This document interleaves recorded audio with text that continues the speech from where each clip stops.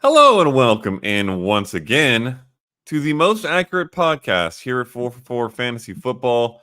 I am Matt Okada. I am joined once again by John Paulson, master of rankings and starts and all things number.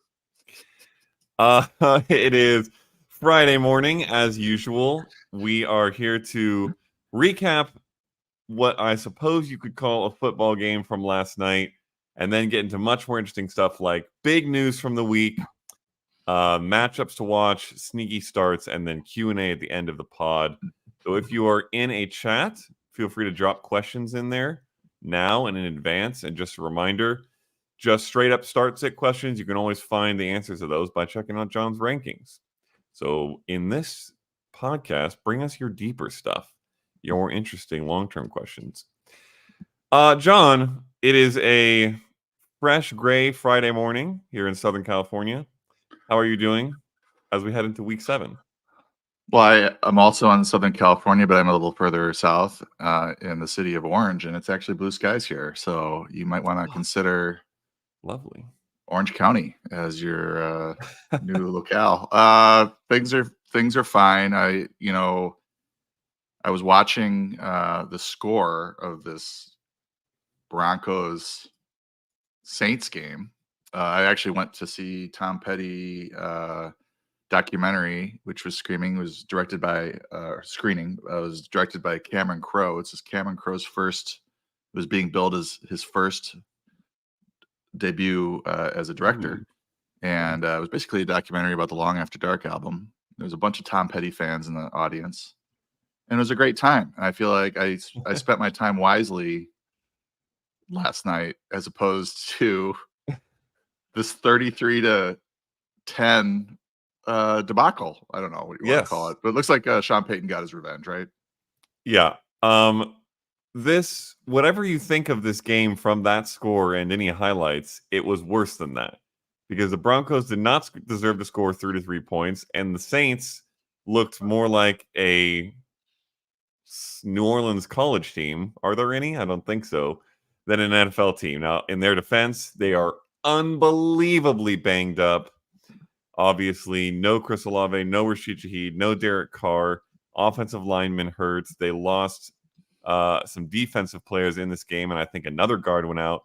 So their offense and their team as a whole is absolute disaster. They eventually decided at the end of the game, Spencer Rattler got banged up, that they would try to give Hayner, who was the original backup to Carr, a single drive, and he was better on that drive than Rattler was all game. So we'll be curious to see what they do there. But in terms of general takeaways for this game, fantasy-wise, Javonte Williams is the main thing, because he had 14 carries for 88 yards and 2 touchdowns. He finally scored. Also had 3 catches for 23 yards. He's now had a few games running where he's gotten solid touches and solid yardage. Had not been finding the end zone, but finally did here. This feels to me like I at least was a little bit in on the Javonte Williams train early on, and then he was awful to start the season, and everybody jumped ship. He was droppable for a few weeks there, it seemed like. At this point, rest of season, are you considering him like a RB3, maybe with the upside for more? Are you excited about him, or is this just kind of a we'll play him when we can and he'll be okay sometimes? Yeah, I mean, I think heading into this, just to answer your question, Tulane University is a football team in the city of New Orleans. Is that the team with the wave as their mascot? The green wave, yeah, I think. Yes. Yeah. So Javonte was an interesting situation, this, ranking him this week, because he's been pretty bad. Maybe a situation where the matchup really favored him, and they were 28th in adjusted fantasy points allowed to running backs. The Saints were, so this was a really tasty matchup. I think heading into this, though, we were not entirely sure that he was going to continue to see lead back touches. You have Audric Estime coming in, and we knew that they wanted to get him involved. So really, what was Javonte's floor in terms of his touches? But he ends up with 17, going over 110 yards, looks like, and 2 touchdowns. So he was the fantasy star out of this one. But you alluded to it, like, what else can we take from this? Bub Means, I think we need to talk about him. 3 for 37 on 5 targets after a fairly big game last week. As a ranker, you sort of just latch on to whatever you can when these new quarterbacks come in, and we've lost Chris Olave and Rashid Shaheed, King Rashid. Our Scott Fishbowl overall wide receiver 1 is now out for the year. So trying to rank these guys or project this team heading into this week is just like, well, what do you do? And Bub Means seemed to have a nice rapport with Spencer Rattler, but I think the Broncos realized that as well and did it with limit him. I was really surprised you only saw 5 targets. I thought maybe he could have a bad game, but maybe he'd be on 6 or 7 targets at a minimum. Juwan Johnson, you think maybe, his routes have been rising, and you thought maybe he's had good games in the past, but only 3 for 18 on 6 targets for him. Mason Tipton leads the team in targets with 6 catches for 45 yards. And Cedric Wilson, Jr., not to be confused with Cedric Wilson, Sr., 6 for 57, touchdown on 7 targets. So, Tipton, Wilson, and Means were the top 3 in terms of routes run. So one of them was going to do well, and they, a couple of decent games there. I know you picked up Tipton and Scott Fishbowl and played him. He must have ended up with a decent. He did. Yeah. He ended up with an okay day. He got 1 return out of the many that were kicked to returners and returned, oddly. But they all went to the other side, unfortunately, or most of them did. But one last thing, Alvin Kamara, massive disappointment. I think anybody starting him, 13 touches for 24 yards, just could not get anything going. The Broncos defense is a tough one. They are absurdly good. If any fringe players you have going up against them, it's going to be pretty hard to start rest of season. Obviously, 7 carries for 10 yards for Alvin Kamara. A lot of this, I would imagine, does also hinge on how bad the offense was. So if we're going to see him bounce back, we're going to need to see this offense bounce back. And if you play in PPR, he'll still have decent games pretty often because he catches so many passes. But yeah, it was a disaster. On the Broncos receiving side of the ball, there's absolutely nothing to talk about. Do you have any interest in anyone? I don't think so. Well, I mean, one last thing I want to say. Didn't get a single. Well, yeah, Cortland Sutton goose egg. That is tough. Well, oh my God, can we even trust him at all? We thought that he was at least a target earner. 0 targets. The other thing I wanted to mention for the Saints is that Kendre Miller appears to be playing ahead of Jamal Williams, which is kind of surprising given how Dennis Allen has talked about Kendre Miller and treated Kendre Miller in the past. But 8 touches for him, only 3 carries for Jamal Williams. So it appears right now Miller is ahead of Williams and would be the handcuff to Kamara. Yeah. Miller did get a lot of his touches towards the end of the game. He actually didn't look that bad, so we'll see how that plays out. It's rough. Oh, also worth noting on Audric Estime, he fumbled at the end of the game. So if you were worried about him, that's another reason maybe not to. Not that every coach is going to bench everyone who fumbles, but just wasn't a great necessarily showing for him in his attempt to take over Javante's work. All right, let's move on from this shell of a game. Good gracious. Quick reminder, Q&As will be at the end of the show, so drop your questions in the chat. But let's get into some news because this was a fat week for news. I think it was Monday or Tuesday. I can't actually remember at this point because my head is still spinning. We had one of the biggest news days we've had in midseason or fantasy / NFL in recent memory. Davante Adams traded to the Jets. Amari Cooper traded to the Bills within hours of each other.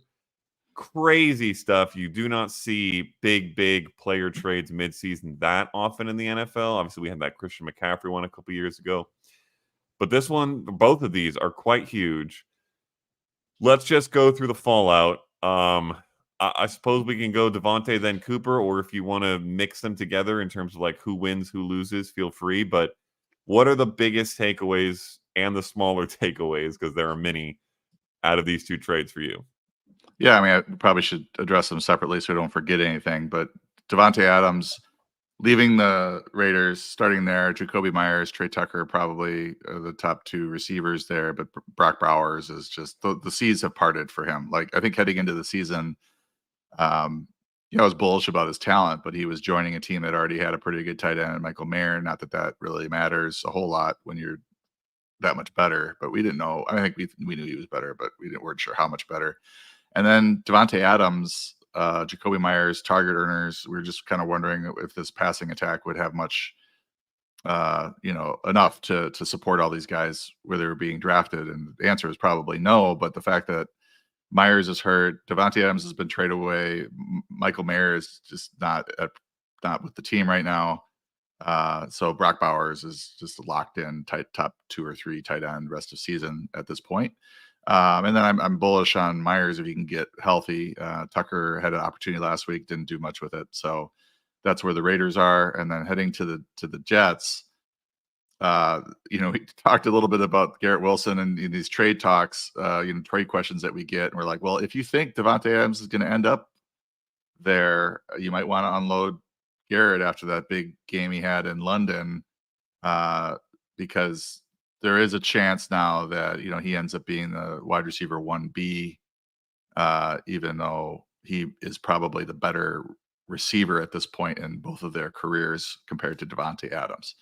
And then you also have Allen Lazard there, who Rodgers just loves to throw the ball to. So it's going to be a little dicey. I don't think any of these guys are wide receiver 1s on a weekly basis until we see maybe after a 2 or 3 game sample that one of these guys is the clear favorite. I'm not talking about Lazard. I'm talking about Wilson and Adams. Although I wouldn't be shocked over the next 3 games if Lazard is the leading fantasy point scorer.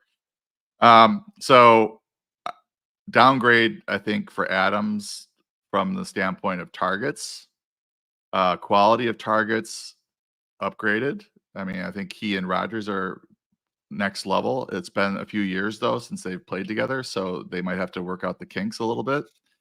And then I think downgrade for Wilson in terms of number of targets is just when you add a guy who gets 8 to 10, 8 to 12 targets a game into a passing attack, it's hard for everybody to sort of keep up what they've been doing. And Mike Williams is the big loser. He's going from wide receiver 3 to wide receiver 4, and that means he's not going to be on the field as much. Yeah. I think sneaky winner should be Aaron Rodgers. Don't know how often you're going to be streaming him, but it's going to be honestly hard for a quarterback with any ability, let alone his ability, to not be decent for fantasy sometimes with this pass catching group, which even includes Breece Hall. Yeah, so one of the best now duos in the league that he'll be throwing to. And then I will say I am very concerned for Garrett Wilson because there's been a lot of,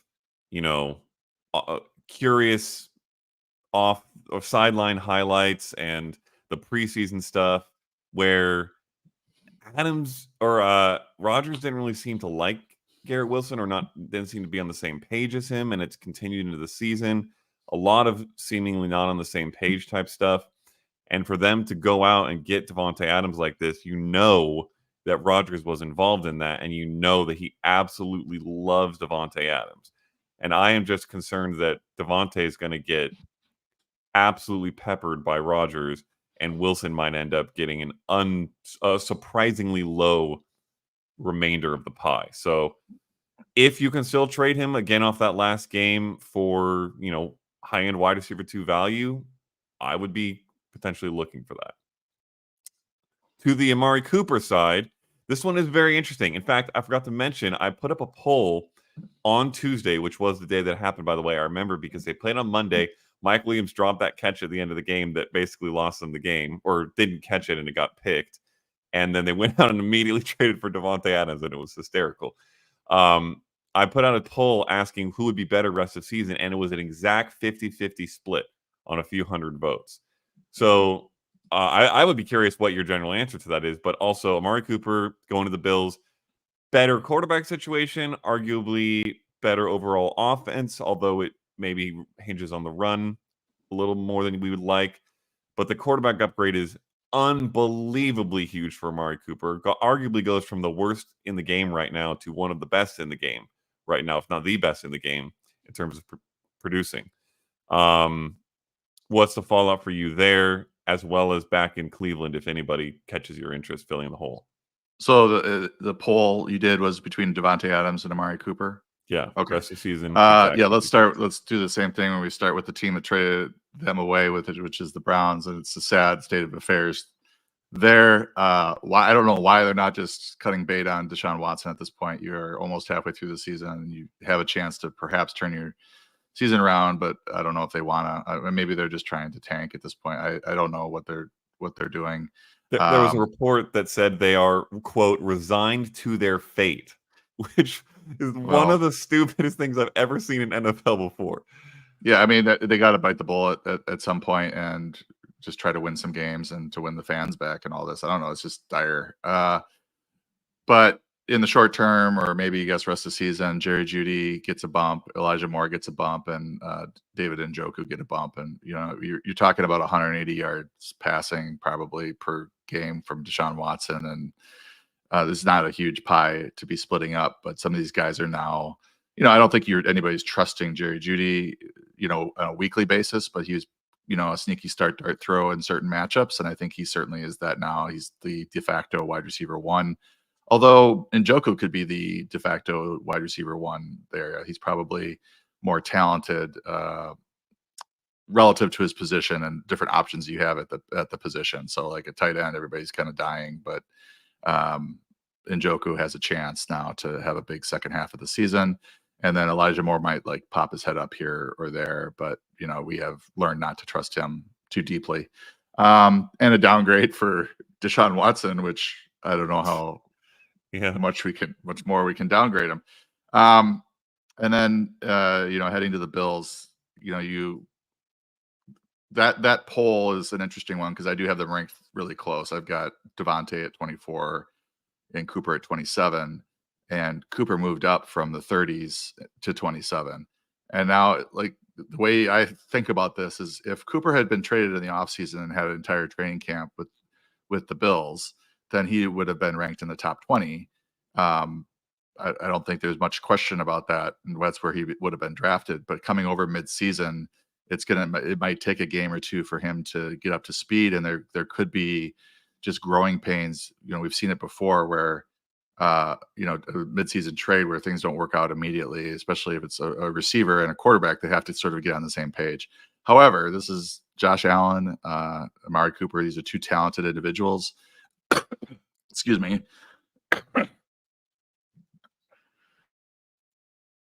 Oh, we might be losing John forever, everybody. Oh. Sorry about that.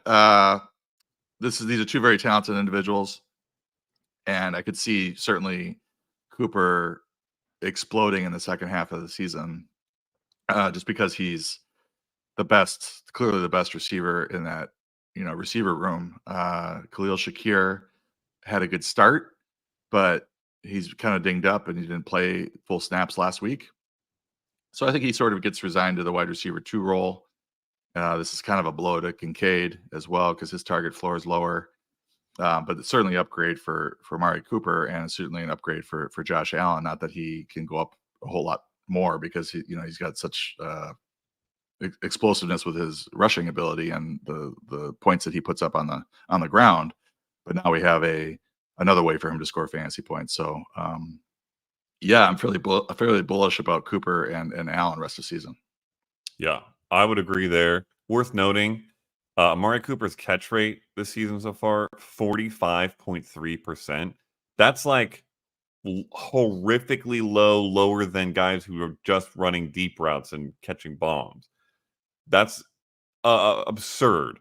So there's been a lot of talk, how washed is Amari Cooper, and how much of that is responsible for his poor production this year versus how much of it is Deshaun Watson being utterly terrible. I tend to be very much in the latter camp and think Cooper is still good. I think he's been good for pretty much his entire career. He had 1,200 yards last year, 1,100 yards the year before, has scored, 5+ touchdowns in several straight seasons. I think he's quite a good wide receiver, and now he has a very good quarterback. I think he'll be very good rest of the season. I tend to lean slightly his way in that poll, which seemed to be, from analysts, the less popular opinion. And I know from your rest of season rankings you disagree, but I just think the lower target competition there, given Garrett Wilson's presence in New York, makes, plus the much better quarterback and offense situation, I think makes it a little bit better for Cooper. But both interesting. Josh Allen is QB1 rest of the season, has a very good chance of being the MVP, assuming he can keep things on track. Okay, those are the two huge trades. Let's get through the rest of this news. A couple players who have been out for the whole season on PUP may be returning either this week or very soon. TJ Hawkinson could play this week. It seems he's a little bit lower on the likelihood scale. Has said some stuff about not sure or not able to predict exactly what week he'll be back, but it is possible. So check the Friday injury report, check the final report going into Sunday, because that would obviously be a huge boon for anyone who stashed him away at the tight end position. When he's back and good to go, tight end 1, you're starting him immediately? I think so. I mean, we do have a quarterback change there from Kirk Cousins to Sam Darnold. So again, some growing pains might, in-game growing pains might happen there between those two. They don't have the long rapport to sort of lean on with his return. But yeah, given the state of the tight end position, I think he's going to be ranked as a low end tight end 1 once we know he's gonna play. And I would not be shocked if he played this week, given the matchup. It's an important game against the Lions, and he has, quote, passed every test by a mile from a medical standpoint, according to himself. And it's just a matter, he might be, I think in his first game, probably would expect him to play about half of his usual snaps and then ramp him up for there. But he would be out there in his first game. I think he'll be out there in all the key passing situations and have a chance to score in the red zone as well. Yep.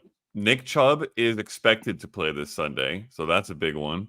Workload is probably TPD out of the gate. Obviously, coming off a major knee injury, you're not necessarily going to see the 20 carries we're used to seeing from Chubb. That being said, Jerome Ford is battling a hamstring injury, and Amari Cooper is not there anymore. So their offense needs to run through Nick Chubb, no pun intended, if it wants any shot at being functional. So it'll be very curious to see how much they do lean on him right off the injury. But again, a player you're starting pretty much out of the gate if he's good to go. Well, good to go is, we don't know. Like they're talking about his workload being a work in progress, which doesn't sound like it's a full workload. So he's not necessarily a locked in starter. The interesting thing with this backfield now is that Jerome Ford is unlikely to play with the hamstring injury. Donta Foreman has his own groin injury. He was limited Wednesday. I don't have a Thursday practice here yet. And so Pierre Strong probably would be the other back to get a lot of touches if Chubb and Strong are the two healthy ones. So I have him ranked right now at running back 41, but this is all pending, what sort of news we get from the beat writers there leading up to the game. You could get all it takes is a tweet from Schefter saying that he's going to be the lead back, and now he's moving into the 20s. You don't expect him to see a massive workload in game 1, but he was full practice, so that bodes well. And also, a not massive workload for Nick Chubb can still be a big workload compared to what you're seeing for a lot of other RB2, RB3 type guys around the league, given what he does at full strength. Jonathan Brooks also had his practice window opened. He is not probably going to play this week, or maybe even next. It's looking like a week 9 return. So that'll be a big one to monitor if you've been stashing him away. Now, I do have one major question. I'm curious your thoughts on this. There's a lot of hype I, in particular, loved picking up Jonathan Brooks because of the talent, the draft capital, and the chance that he'd have to be the number one. Chuba Hubbard has been one of the best running backs in the NFL over the past, really the whole season. If Brooks comes back and is very healthy and able to take whatever workload is needed, how do you think that it plays out between the two of them rest of season? Well, I would say if you have Brooks and you've been stashing him all year, this has not started the way that's ideal for you. Ideally, you have Hubbard out there at 4 yards per carry, 3.9 yards per carry, and just not doing all that well. But he's got 485 yards rushing on 86 carries on the season. He's averaging 5.6 yards per carry. So there's no reason at all that they need to ramp up Brooks quickly in the short term. So I think what's going to happen is they're going to get him into the Miles Sanders role. And if he's doing well in that, I mean, Miles Sanders has 98 yards on 30 carries. It's a big, stark difference between Hubbard and Sanders when it comes to yards per carry efficiency standpoint. So I think they run Brooks into that RB2 role, and he will probably eventually take over either when Hubbard suffers an injury or his efficiency starts to decline, or he has a bad game or two in a row and they want to give Brooks some more. But I think we're at more of a waiting game with Brooks being startable, and he is now like a high-end attrition handcuff that maybe you can start in good matchups in the flex or something. But I don't, the next month or 8 games or something like that, I'm not seeing him overtake Hubbard from a talent effectiveness standpoint unless Hubbard just stinks it up for a long stretch, and there's no indication that that's going to be the case. Last bit of, a couple more things real quick. Russell Wilson is getting the first team reps. This is a curious situation. In the beginning of the week, it was Russell Wilson was going to get the reports we got were he's probably going to get the start. He's going to get the start is basically what the insinuation was based off of the practice plan. But then the Steelers have still yet to really officially name a starter or say that Justin Fields is getting replaced. We're up to Friday now, unless it's happened in the last 30 minutes. It still should happen. And Justin Fields even had a press conference where he said he doesn't think he's played well enough, which was interesting. But we haven't officially heard it. So just keep your ears out for that. Obviously, if you're waiting on if Justin Fields has been your quarterback, you've been streaming him, you're going to need a backup option here because it seems very unlikely that he will play or start. Russell Wilson was actually not bad for fantasy last year, worth noting. But do you have any interest in him as a fringe guy? And then more importantly, does this do anything for you for the pass catchers, George Pickens, Pat Freiermuth, or the offense as a whole? Well, there's rest of season and there's this week, and I absolutely would not want to use him against the Jets. Just an awful matchup. So you just kind of wait and see if he gets the start and if they want to move forward with him. Last year, 26 touchdowns, 8 interceptions, 6.9 yards per attempt. The touchdowns and interceptions were nice. The yards per attempt significantly lower than his career average of 7.7. Averaged about 204 yards passing, 205 yards passing. So not terrible. I think from a passing standpoint, he's going to probably provide more than Justin Fields has. He's a better passing quarterback, but he's not going to run as much or be as effective running as Fields is, and that might affect some things with the offense. So I'm thinking it's going to be an upgrade for George Pickens, Pat Freiermuth, but this week is a tough one if it's the Jets. And my thinking right now is I've left Fields in. I do feel like it's moving towards Wilson, but I want it to be like inevitable or obvious that it's going to be Wilson before I make this change, because it's a significant change to their run pass splits and everything. So having to redo all that, I don't want to redo all that and have to redo it back to Fields if word breaks an hour later that Fields is going to get another start. So that's where I'm at with it. I don't know that this is going to be a big upgrade, or I really want to start George Pickens this week. Freiermuth is just because of the matchups. But you could do worse than the number one receiver with Wilson, even in a bad matchup. So that's where I'm at with it, and I would keep an eye on it over the weekend. And if we get looks like Wilson's going to start. It's a Sunday night game, so that they could take this all the way up to game time if they wanted to really be gamesmanship, really extend the gamesmanship the most, maximize the gamesmanship, which wouldn't be surprising. But they would. No. I think the fact that he's getting QB1 reps in practice is probably the indicator that we're looking for.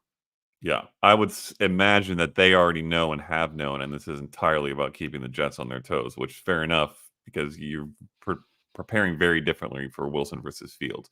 Worth noting, Justin Fields has 5 rushing touchdowns this year. Wilson maybe would have had one of those, but that's going to open up some touchdown opportunity near the goal line for the rest of the team. So that could be useful. Last bit of general news here before we get to injuries. The Buccaneers head coach, Todd Bowles, said that Sean Tucker has made the backfield a 3-headed monster, that's a quote, and that they will also, quote, ride the hot hand moving forward. Obviously, we hate this kind of news as fantasy managers because we just want to know the answer. Any of these guys would be startable if they were the RB1 here, but if they're all 1A, 1B, 1C, it's going to be really hard to figure out who to play.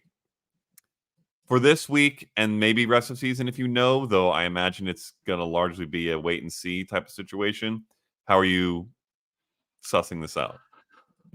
Well, I think Rachaad White managers have some coping to do with what's happening. Like the reason he was drafted where he was drafted is not because he was a super efficient runner. It was because he just had a high touch floor. And Bucky Irving and Sean Tucker showed last week that they are better at running the football than Rachaad White is. Now, White has some ability in the passing game. This is an extremely weird week with the matchup against the Ravens, who have allowed a grand total of 59 yards rushing on average, 3.0 yards per carry, 5 rushing touchdowns, which is actually interesting given their amount of yards they've given up. This is a terrible matchup. So the Bucs are probably going to be throwing, if they're smart, they're going to be throwing a lot with Baker Mayfield, who's red hot, which might actually help White if they trust him more in the passing game than these other 2 players. So I haven't put White back in the projections yet, waiting for that sort of status on him. Right now, Bucky Irving is at RB25, assuming White is out, and Tucker is at running back 43. Neither one are like really appealing starts, but if I had to start one, Irving would be a decent low end RB2, high end RB3, just given the matchup. But if White's back, then both those guys are going to drop, and White's going to be somewhere in the 30s, I think, because the way they're talking about this is going to be a full-fledged committee. You could see each getting a series, and then whoever's doing well gets an extra series, whatever, in the second half, and it's going to be ugly. Yep. If I had to order it out, would prefer Bucky Irving, I think, the most, and then White, then Tucker, just because it feels like Irving is the most reliable to get touches on a regular basis, unless the Buccaneers are trailing by a ton, and then the pass. So this might be a week-by-week matchup sort of thing, but that's how I'd play it out. All right, some injury news. Devon Achane is practicing in full. He should be back from the concussion.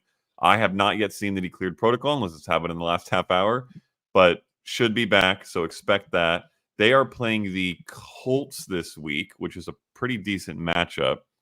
So I assume you're rolling him right out. And then Raheem Mostert now is back. He had not been for much of Achane's beginning of the season when he looked really good.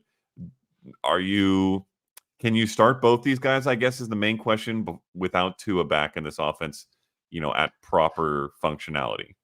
Yeah, I mean, we don't have a quarterback still. No disrespect to Tyler Huntley. I think Achane is certainly startable. I don't have him ranked as high as he was being ranked with Mostert out, because anytime Mostert has been healthy in this span that he's been with the Dolphins, he's seen 8 to 12 touches or more. So I think he's going to still be involved, and we just don't know how many plays they're going to be able to run, how many drives they can sustain with this quarterback situation that they have. So Achan is at RB19 right now. I think that's reasonable given who's going at. I mean, I would start the guys ahead of him right now, given everything that's going on. But it is a good matchup for him, and he could, if they can get the running game going, this is a good matchup against the Colts. They're 24th in adjusted fantasy points allowed to running back. So I would roll him out there, given that it was a concussion and not some kind of hamstring injury or something that might be lingering. I would go right back to him, and I think Mostert at RB38 is just a dart throw, hoping situation. If Tua was there, then both these guys would be higher because you're expecting more sustained drives and more rushing yards and receiving yards for that matter, and scoring opportunities, which is tough these days. Malik Nabers has cleared concussion protocol. That being said, he did pop up on the injury report with a groin injury. This is incredibly frustrating because obviously we were waiting for a couple weeks for him to clear this protocol. It took longer than it has for some other players this year. Would have been excited to get him back in the lineup. Now this has cropped up. I don't know that it is serious, but just keep an eye on that. This cropped up yesterday, I believe, when I pulled this news. So just monitor that. I think he should be good to go. If he is, and not, if they have him active, you're absolutely playing Malik Nabers. He goes back to being a wide receiver 1 based off the workload he was getting. James Cook, who missed last week, it was a full participant in practice with that toe injury, so he should be back. The Ray Davis era was short and sweet, but maybe he'll stick around. Interesting handcuff. Diontae Johnson, 2 straight DNPs to start the week with an ankle injury. He's played through that the last couple weeks. So, again, he should be okay, but 2 straight DNPs isn't amazing. Another one to just keep an eye on. Brian Robinson should be back after missing last week with that knee injury. They have a matchup against the Panthers, which is incredible. So you're really excited to play him if he's back. Anything on those several just fringer plays? Yeah, Nabers at wide receiver 2. This basically puts Darius Slayton into you can't trust him territory. Nabers was full on Thursday, so he was limited on Wednesday. So we'll see what he does on Friday. Diontae Johnson was back at practice today. Definitely was concerned about him. I have him in a couple teams, but looks like they're just managing that ankle injury, and he should be out there.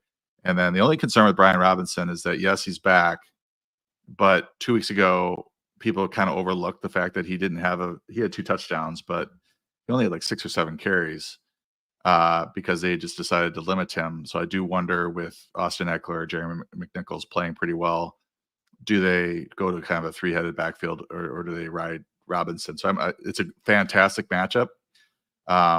Carolina is last in the league in adjusted fantasy points allowed to running backs, but I do wonder about his touch floor in that one, given what they did 2 weeks ago. And then some big names with some interesting news. Cooper Kupp is practicing. He has, it sounds like, a good chance to return from the ankle injury that has obviously kept him out for several weeks now. They did not place him on injured reserve because they believed they could get him back within the time frame. This would be massive. I know a lot of fantasy teams, drafted Cooper Kupp pretty highly. Looked like they were getting the potential wide receiver 1 overall for a couple weeks there. And then this injury sent him back to our IR spot, so we waited. Puka Nacua still being out, you would expect Cooper Kupp's targets to be somewhere in the triple digits, I think, per game. He's an immediate start and play if he's back as well. How high does he get for you in your rankings? Well, right now he's limited in practice. So I have him at wide receiver 17. I'm thinking that if he's listed as questionable, he may not move a whole lot from that. But if he's taken off the injury report and seems to be good to go, then he's going to move up a few spots into low-end wide receiver 1 territory. I think anytime you have this kind of absence, you usually aren't coming out and running 90% of the snaps. So that just kind of lowers his ceiling a bit, but this is a great matchup against Vegas. And, as we know, the Stafford hasn't had either Kupp or Nacua for a while, so I'm sure he's going to be peppering it Kupp with targets if he's out there. Yeah.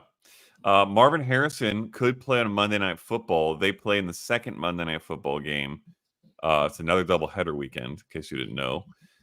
They most players who this is a concussion situation miss 1 week, but because of the extra day, it seems like there's a decent chance he will play without ever missing a game with this concussion.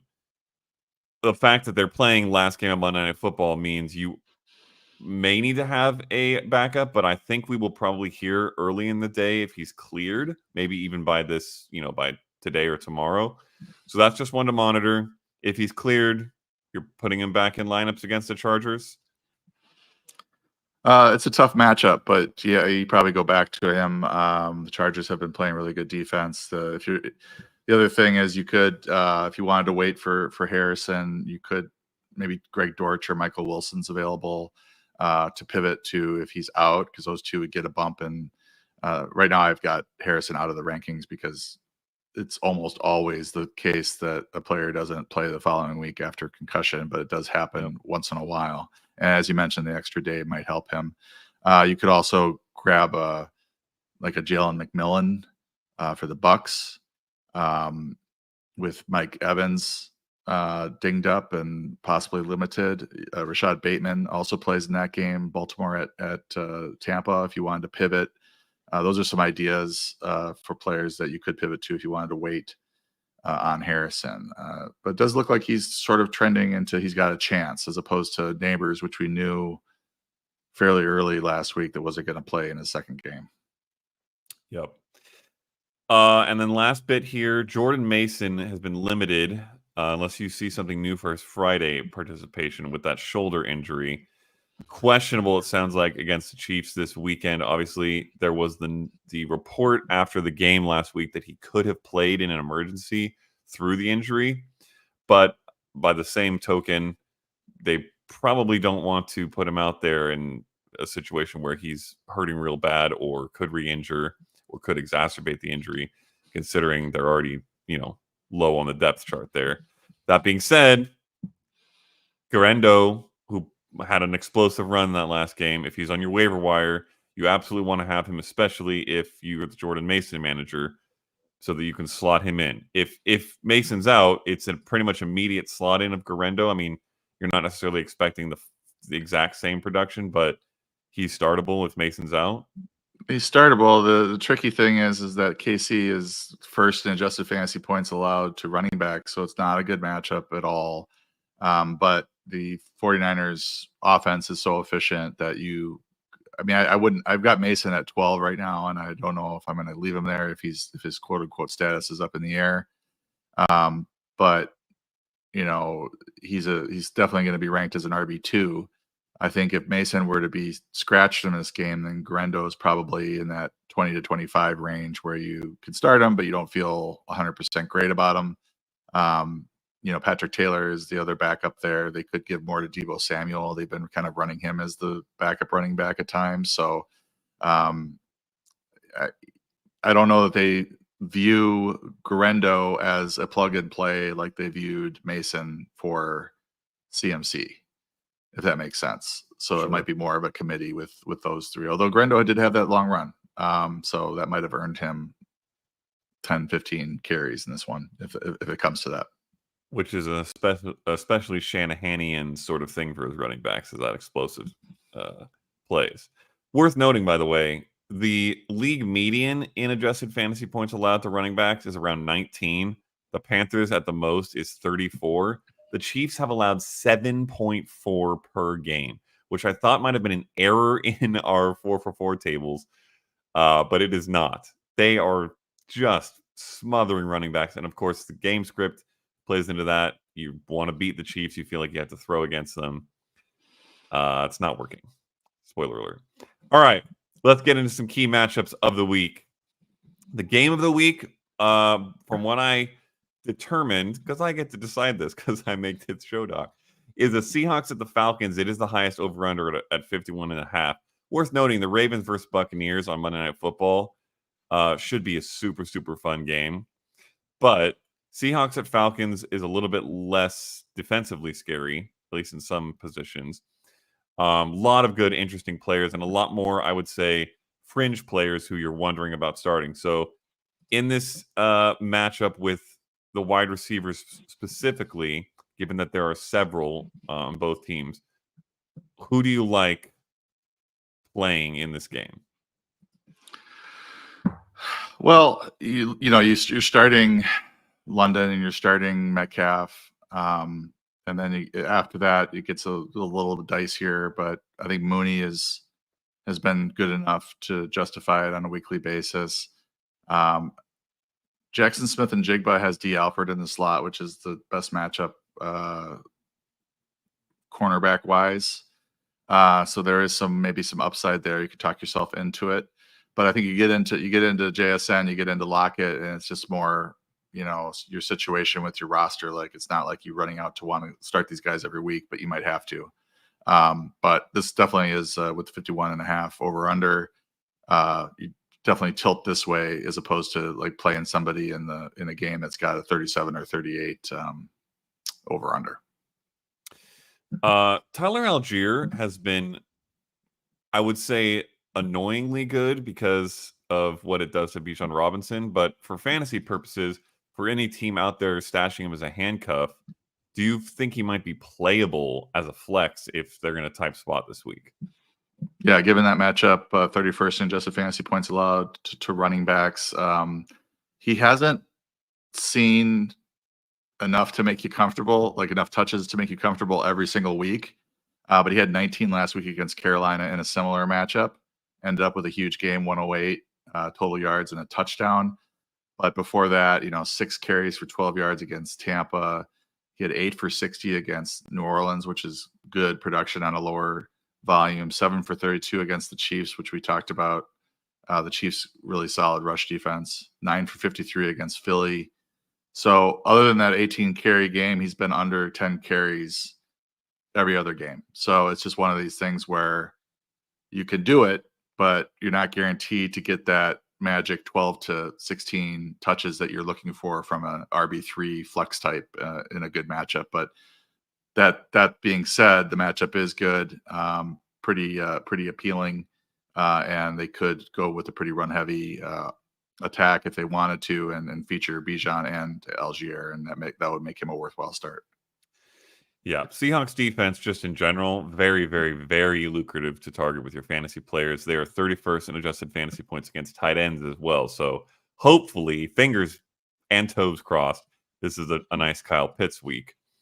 Fade of the week, I've got it as the Jets and the Steelers. Obviously, we are excited to see what Davante Adams does there. And it's worth noting this isn't as low of a total as some of the other fades of the weeks this year have been. So it could still be an interesting game. If Russell Wilson starts, you've got a new quarterback for the Steelers versus a new wide receiver one for the Jets. That'll be really interesting. But these are both very, very good defenses. The Steelers against running backs have been insane. So you're starting your studs here, but probably not any of the fringe guys necessarily.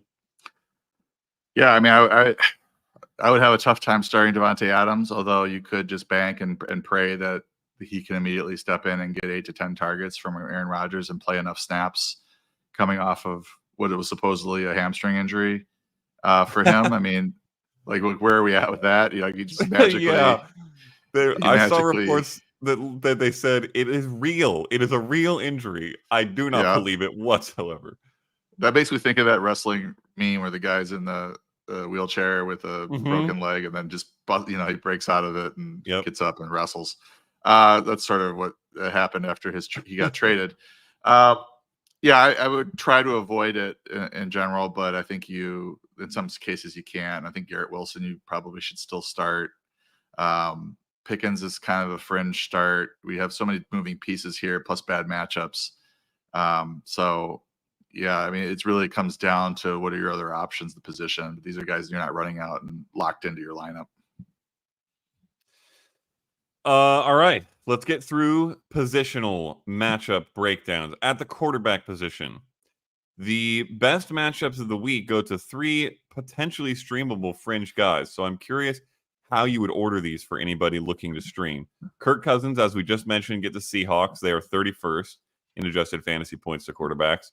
Drake May gets the Jaguars, who, if you've been listening for a few weeks now, you probably just know target the Jaguars with your passing attacks. Holy mackerel, are they bad?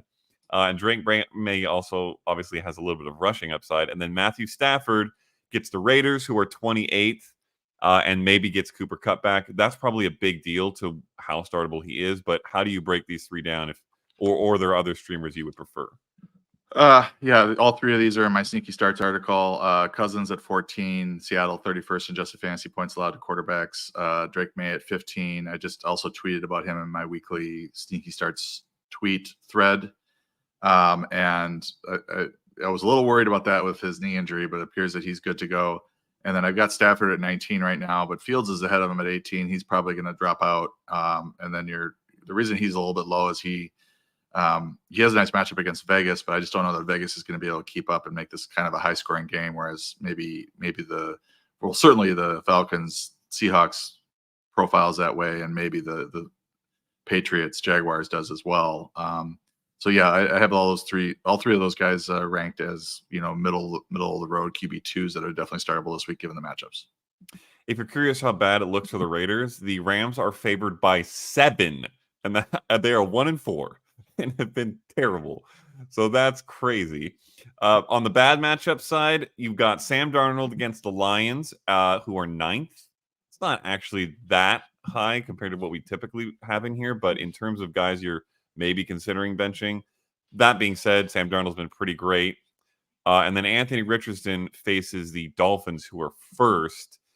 Anthony Richardson, I feel like, is the most interesting question maybe at the position right now outside of Russell Wilson. I get a lot of questions about Anthony Richardson. Do I hold on to him? Do I drop him? If for fantasy purposes, given his rushing ability, we expected him to be very good. He has not been. Then he got injured. What is your expectation for him both this week in this really tough matchup and then moving forward? Yeah, specifically for Richardson, Miami is first adjusted fantasy points allowed to quarterbacks right now, somewhat surprisingly, but 160 yards passing and 3 total touchdown passes allowed thus far. The Dolphins have been playing pretty good pass defense.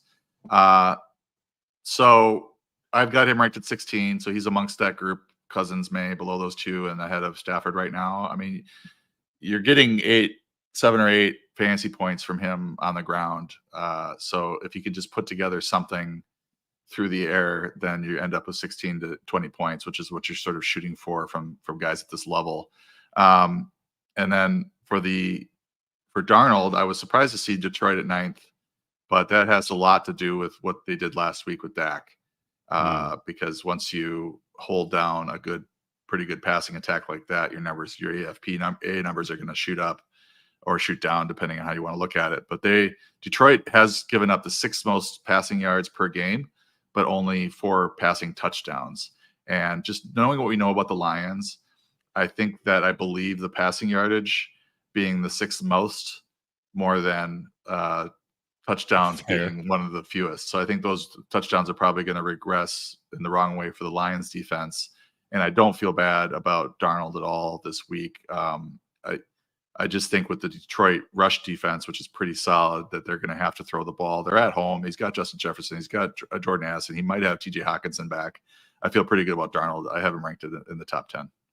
It also is worth noting for anything related to the Lions and their pass defense, actually their defense in general, Aiden Hutchinson out for the year is a huge deal. It's a huge loss. Yeah. That could, flip how effective they are. So we'll see how the Vikings. This should be a super fun game, one of the bigger games of the year potentially between these two teams who could be competing for the top seed in the NFC. That'll be really interesting to watch to see how this defense changes without Hutchinson. At the running back position, Brian Robinson, as we hit on above, faces the Panthers, who are last in adjusted fantasy points allowed, or first, depending on how you look at it. So assuming he's healthy, that's a nice matchup. We hit on that a little bit earlier. And then Antonio Gibson and Ramondre Stevenson, I guess I should probably say, or Ramondre Stevenson, get the Jaguars, who you can also start your running backs against. Their defense is just terrible. Ramondre Stevenson dealing with injury. It is yet to be fully determined who will be starting here. But if Stevenson is out, I guess is the main question. How much do you like Gibson? Obviously, if Stevenson's playing, neither of them is as exciting. Well, Gibson, had a nice matchup last week and was very poor in it. So I'm not like banking that he's going to have a bounce back game. Although I do have him in sneaky starts as a low end running back 2, high end running back 3 type. If Stevenson is good to go, then he's going to be ranked probably in the top 20, top 22. Just he's a better player and better runner, and if he's ready to go, he should see a significant number of touches in a great matchup against the Jaguars. On the bad side of the ball, Josh Jacobs faces the Texans, who are 6th. Before we even get to the other ones, I'm actually curious about your take on Jacobs, because he has felt to me oddly better than he's actually been in terms of just like fantasy output. I think it might be that first week or two when he blew up, but largely has not been producing incredible games. But where does he fall for you, and how willing are you to get excited and start him against the Texans defense? Jacobs was interesting heading into the season. There was a lot of maybe publicity for him, and where he was being drafted, I felt like might be a little bit of a stretch given the way that the Packers like to sort of divvy up their touches. But you look at his game log, he has 1 touchdown on the year. That was against the Rams. I saw that one in person. The good news is he had 20 touches against the Rams, 21 touches last week against Arizona. So the workload is there in an offense that's good, where he should be seeing more touchdowns. I think the one thing that's pretty underrated about the Packers, as I do projections every week, is how tilted they are over the last 2 years with passing touchdowns versus rushing touchdowns. So we run our numbers, and then every week I have to adjust those passing touchdowns up, because 70-something% of their touchdowns, or I think it's like 79%, are passing. So when they get into the red zone, or they get into inside the 5-yard line, they are still looking to throw the ball with Jordan Love, as opposed to trying to run it down the throat. They, occasionally will get that rushing touchdown, but they're definitely looking to throw the ball in the red zone. So that will limit his upside as well. He's not doing bad. 18 carries for 77 yards, 4.3 yards per carry, 1 or 2 catches a game, 16, 17 yards. What's just lacking here are the aforementioned touchdowns, and that's put him more in the RB2 ranks as opposed to threatening RB1 type touches or scoring. And the other issue is that Emmanuel Wilson's played pretty well, and keeping Josh Jacobs from having those massive games like he did against Indianapolis, where he had 32 carries for 151 yards. Which obviously the Packers probably prefer that they have a couple guys and don't have to ride Josh Jacobs for that. Especially, given his history. Aaron Jones gets the Lions, who are 3rd in adjusted fantasy points to running backs. It sounds like from the latest reports I've seen, he's likely to play. Has been battling an injury. That's a very tough matchup, as you noted above.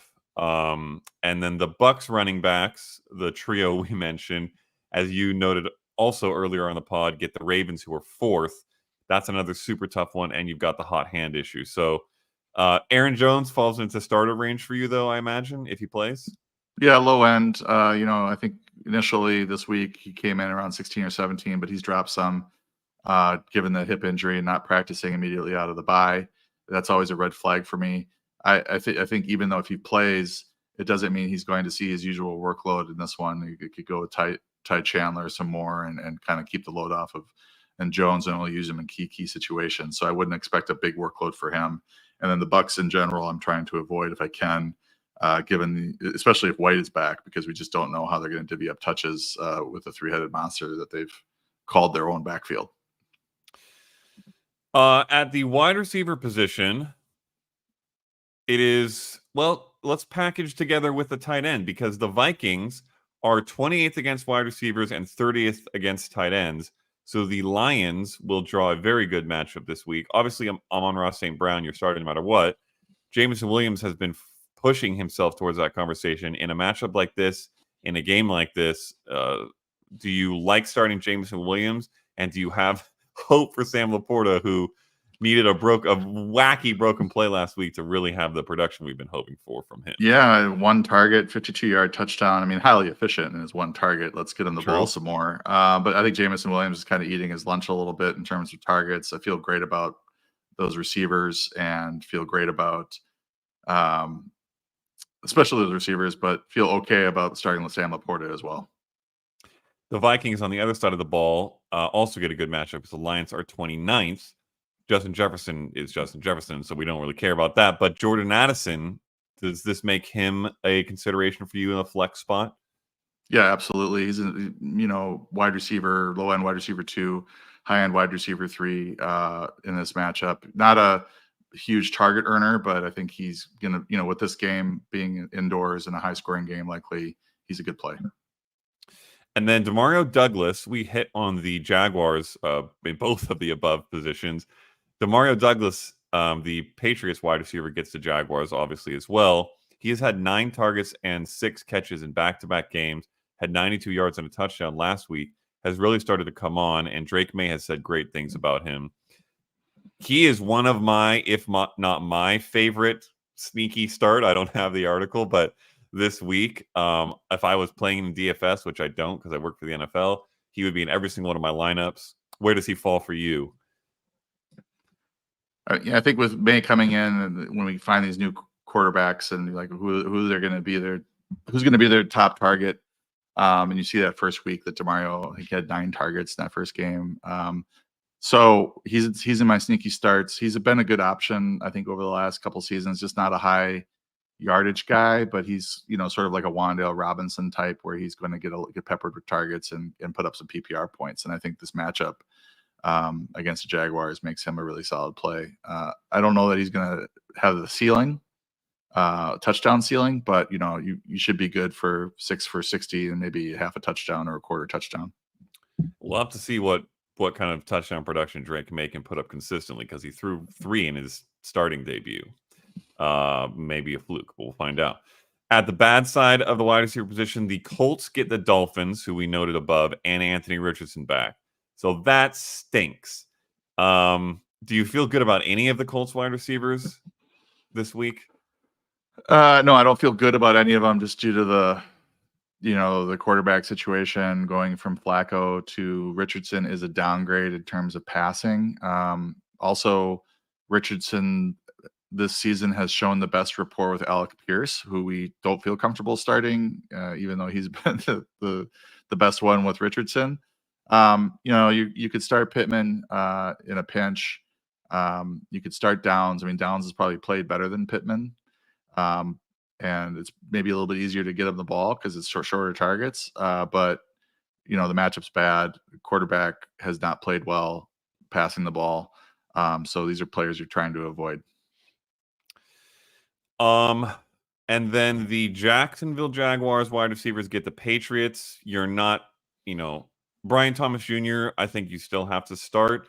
But if you were hoping for something from Christian Kirk, who's been better, is he outside of starter range for you this week? Yeah, I mean, he's like a wide receiver 4 flex, where you have some buys, you got some guys injured. He's a 39, wide receiver 39 this week. I do think Thomas, you just kind of start him every week unless he has a long stretch of poor games. He dropped it. He did not have a good game against or last week. He dropped a touchdown. Just demoralizing if you watch your player drop a touchdown when you need it. But he's played so well this season that, and a rookie, that you kind of give him a pass on that. And they're, back in London this week. So you run him out there. I don't think you trust Gabe Davis. But I think Thomas for sure you could play. And then Kirk's kind of okay, I got to plug him in and hope I get 7-8 targets out of him. And then the Niners face the Chiefs, who are 5th in adjusted fantasy points allowed to the position. I put this in here mainly to ask you. I think I might have asked you last week, but I might have to keep asking you until we get a new answer or a productive game. Brandon Ayuk had one game. It was against the Cardinals, by the way, who were terrible. 8 catches for 147 yards. Outside of that, he has had 5 or fewer catches in every game and 48 yards or fewer in every game and has not scored a touchdown. In this match in particular, can you find a way to sit him? And how much more of this can we take before we have a real problem? I have him at wide receiver 22, and I'm being stubborn about it, but I believe that he is a very, very good player that's going to round in to shape here and fantasy wise. And Juwan Jennings looks like he may miss, which takes another option off the table for Brock Purdy. Maybe they get Ricky Pearsall or whoever, but I don't think anybody that they play there is much of a threat as Jennings would be. And I think I don't worry too much about the matchup against KC because this 49er passing game has been so efficient for years. I think they'll be fine. And this might be a game where, KC jumps out to a lead and now we're in more of a pass heavy mode for the 49ers in the second half. We'll see. There is the danger because he's playing with a very talented Deebo Samuel and a very talented George Kittle, who's probably been the best fantasy tight end this year. That things have sort of shifted, and Kyle Shanahan's mad at him about the holdout and is punishing him for that. I don't think this is anything nefarious. This is just speculation, but they seem to be calling Kittle's number a bit more than what if you remember what Kittle's splits were when these two receivers were healthy, they weren't very good. But he's doing it with these guys healthy, which is a shift from last year or the year before. So Ayuk is normally looking last year as a wide receiver 1, high end wide receiver 2, and now he's more ranked as a wide receiver 2-3 until we see some consistent production. But he's too good to just bench for some goofball. And you just never know when he's going to pop off or have a good game. And also, if Mason's out and they have to use Deebo more as a running back, it's feasible that they would be calling Ayuk's number more in the passing game. Just to be clear, does Demario Douglas count as some goofball in this context? Yeah, he's fringe goofball. I think in PPR you could certainly argue it. I have Ayuk at 22.5 PPR and Douglas at 30. So it's if you really were wanting to get out of the Ayuk, stop riding the roller coaster and play somebody that at least played well last week and has a good matchup, then you could do that. And I wouldn't try to talk you out of it. PPR is probably even closer, if not favoring Demario. But in standard, I would still go Ayuk for sure.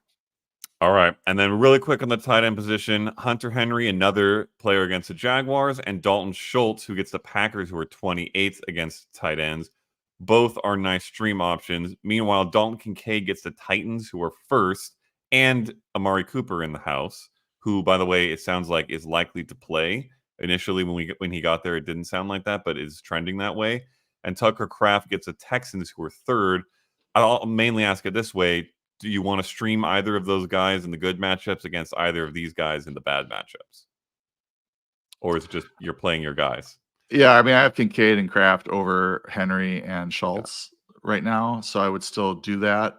But that doesn't stop, Henry and Schultz from being appealing, given their matchups against Jacksonville and Green Bay. I mean, Green Bay often just forgets that the other team has tight ends and just leaves them wide open by 10 to 15 yards, daring the quarterback to pass to him. So Schultz should have a decent game. And obviously with Nico Collins out, he's bumped up a spot in the pecking order. So he could get, he has his floor of targets is a little bit higher. Henry looked better with Drake May. The whole passing game looked better with Drake May. And it was obviously a great matchup this week against Jacksonville. I still would lean Kincaid and Kraft, although, it's 8 and 10 versus 12 and 14. It's not a crazy disparity between those 4 players. All right, let's tackle some Q&A here. Quick reminder, if you drop super chats in YouTube, they will get starred for us, and we will answer them first foremost, and regardless of how much they might be start-sit questions. So Moises Rosales has a couple questions here. Mayfield over Stroud. I will give you a second to pull up your ranking there, so it's an easy answer. In the meantime, the other question, deep 12-team, 1 QB, 2 running back, 3 wide receiver, 2 flex league. If Kupp is back, you start gamble Sean Tucker over Tutu Atwell. Wow, that is deep. Or you pick up and start Noah Brown over Tutu. I would lean Noah Brown there of that group, but goodness gracious. Can I request that you put the question up on the screen so I can refer back to it? Okay. It is primarily the first question was Sean Tucker, Tutu Atwell, or Noah Brown if Kupp is back. Did you want me to answer the Mayfield question? Yeah, that too when you get it. Yeah, I think Mayfield, I have him at 6. I think he's just so hot. Hot. I don't think he's a good looking of a guy, but he's just a hot quarterback right now. 27th in adjusted fantasy points allowed to quarterbacks are the the Ravens, and this is a pass funnel. They've been a pass funnel for a while. And Stroud's, I tweeted if you look at my feed, but Stroud's home away splits are becoming Goff-esque, significantly better at home. So that's just something to sort of monitor going forward if we want to start kind of fading Stroud on the road. And Green Bay's been playing pretty well.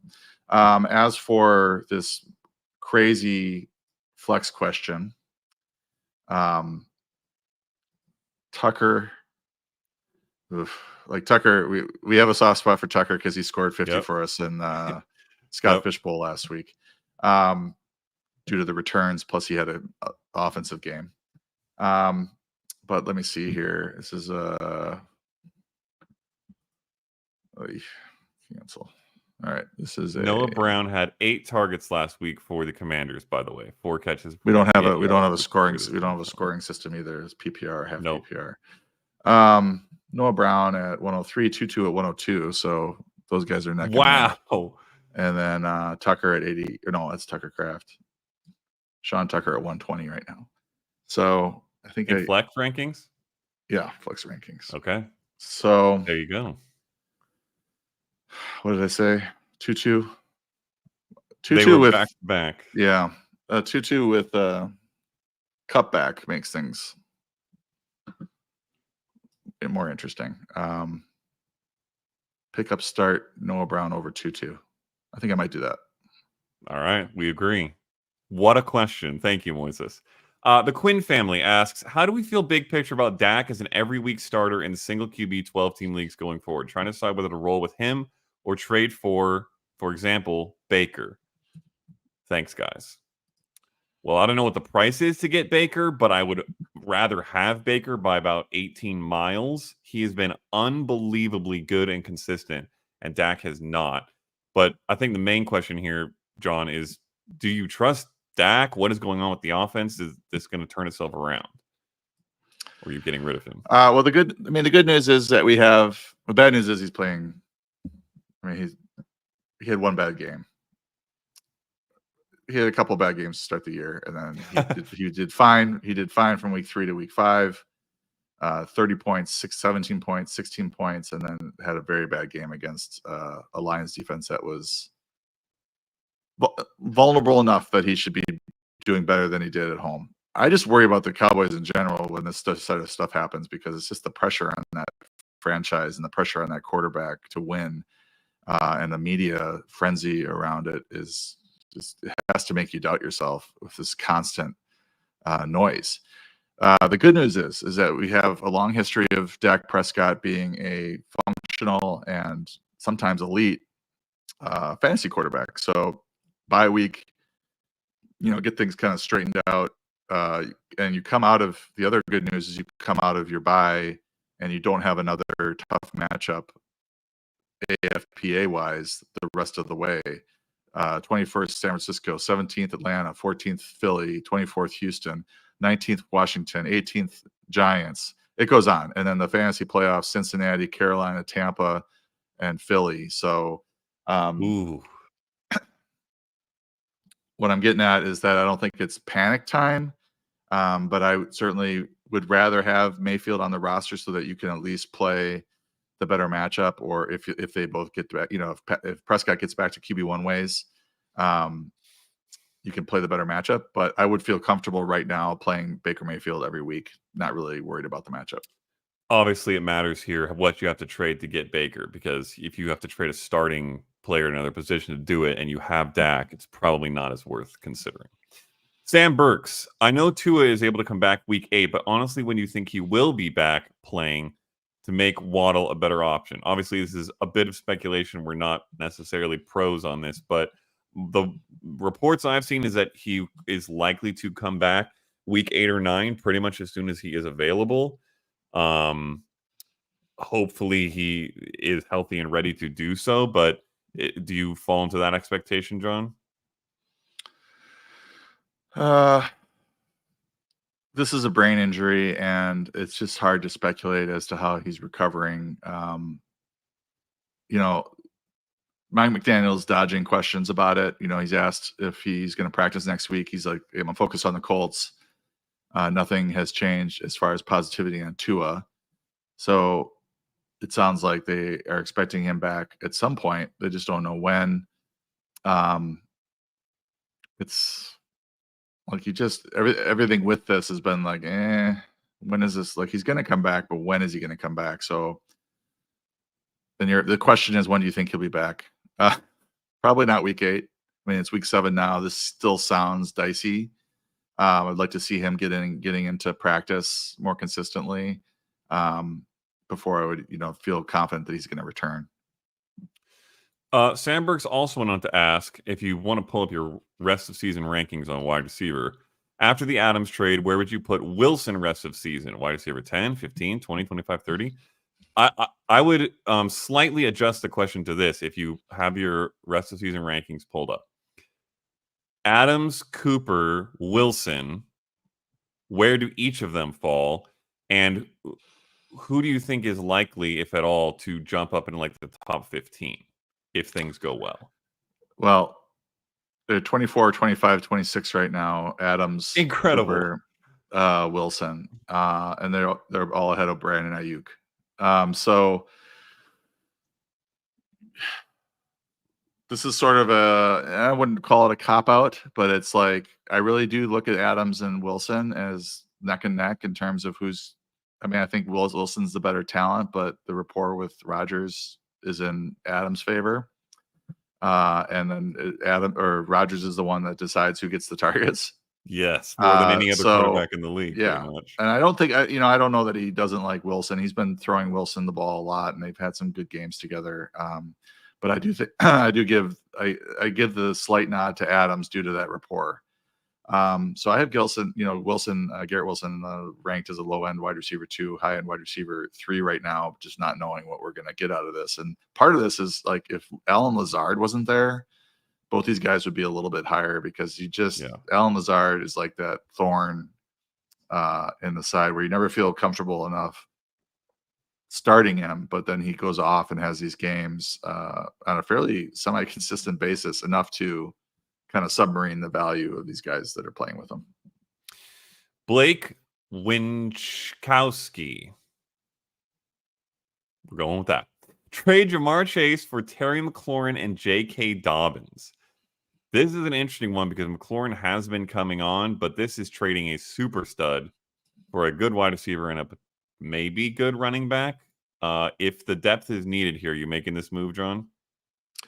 Well, Chase right now is my wide receiver 1 rest of season. And it's, debatable looking at the top 3 or 4 if that should be the case. But McLaurin at 19, Dobbins probably ranked, RB2. He's at 18. So if you really, really, really need a running back starter, you could do this. I probably would not make this trade a 2 for 1, because you are going to have to cut somebody. So, whoever you're going to cut, add that to the Jamar side. And understand that you're trading that person away as well effectively. So I probably would not try to avoid to do this, but it just depends on your RB situation. Yeah, it's man.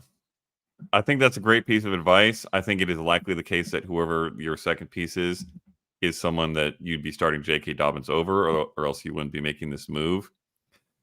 I still don't think most likely you can do it. Jamar Chase is just too good and the upside is too high. So if you can find another way to, upgrade your starter position, I would try. But yeah, it's close. All right. Sue Mickelvitz, rest of season. This one's just interesting because, these are players that we're speculating on, but it could be valuable speculation. Kamani Vidal or Ty Chandler in full PPR. You're looking at 2 essentially handcuff type guys, but Vidal, who just came, who was just activated finally with Gus Edwards banged up for LA, did show some explosivity. Who do you like more if you're stashing for upside here? Well, I would prefer Chandler, because Aaron Jones is already dealing with an injury and has been injury prone in his recent history. So Chandler is one of I wouldn't say it's prime handcuff attrition, but he's up there in terms of what types of guys you want to stash. All right. We will end with this one because we are running rather late, but there's a Packers logo in the name. So, you know.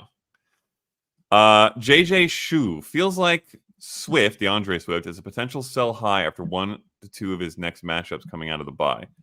Tough stretch of fantasy playoff schedule. If I were wanting to replace him with a solid flex option to outproduce him rest of season, who are some names you were targeting? So I think a little bit of a two-part thing here. One, do you consider DeAndre Swift a sell high? And two, who are some guys you have a little bit ahead of him rest of season that you might be able to acquire at a similar price? Also, he says, go Pack Go. Go Pack Go. I probably wouldn't trade him now. He's got, coming out of the bye, he's got Washington, Arizona, the Patriots, and the Packers. And you are right about his rest of season schedule after that. Minnesota and Detroit, he plays both teams twice in the next 5 weeks from week 12 to week 16. And he's got the 49ers in week 14, which is a mediocre matchup. And then he's got Seattle in week 17, which is actually a pretty favorable matchup. So I might actually wait and see if his value goes a little higher, unless you really want to, move now on him, because I think he's going to have some good games coming out of the bye. Guys ahead of him, you can maybe target Pollard. Maybe you can get a Christian McCaffrey for him right now. I don't know. Maybe. Ooh. That's intriguing. Maybe a Josh Jacobs, Devon Achane with the Dolphins sort of struggling right now, might be a buy low. But rest of the season looks pretty good. So that's the sort of guys I may be looking for. I don't think you could get up to a Jonathan Taylor or David Montgomery. But you could try. Montgomery seems to always be undervalued, even though he is producing, pretty consistently for the last year and a half. So those would be the type of guys that maybe I would look for. McCaffrey might be my first call. I don't know and you could do that now. And if that owner or that manager just says no, then start to move on and maybe wait a couple weeks because he's going to have some more good games. Yeah, I think that might be the best call there. Sell them at the highest point you can. All right. There are a metric butt ton of questions we were not able to get to. So thank you all for being here and asking them. I wish we had a whole hour of a pod to do Q&A, but unfortunately do not. So if you've got some that didn't get answered, John, you have an AMA today at? I do at noon Pacific, 3 p.m. Eastern on the Discord. You can ask your questions there.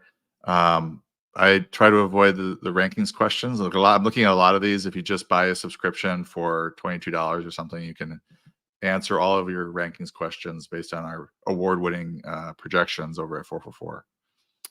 Big facts. And then if you've got other ones, trade questions, etc., just slide in the Twitter DMs or the Twitter @. But that will be it for today for the week 7 pod.